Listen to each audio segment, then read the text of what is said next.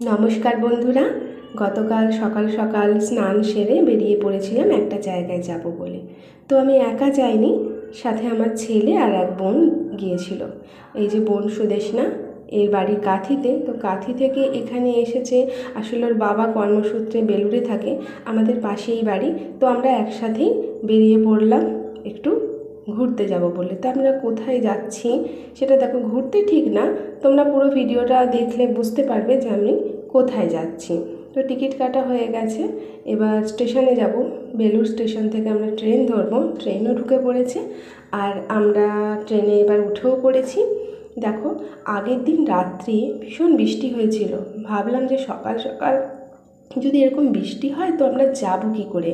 কিন্তু এত সুন্দর ওয়েদার, না বৃষ্টি হয়েছে না বিশাল কিছু রোদ হয়েছে, আর ঠান্ডা ঠান্ডা হাওয়ার মধ্যে দিয়ে ট্রেনে যেতে ভীষণ ভালো লাগছিল। ও আবার রিলস বানাচ্ছিল, আমার ছেলে আবার সেটা দেখছিল।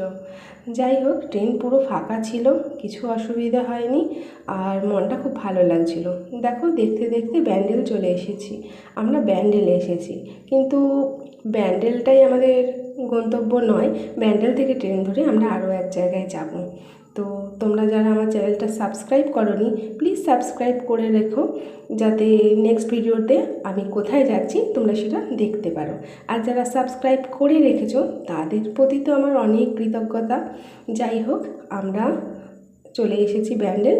চলো, আজকের ভিডিওটা এই পর্যন্তই। Tata, by.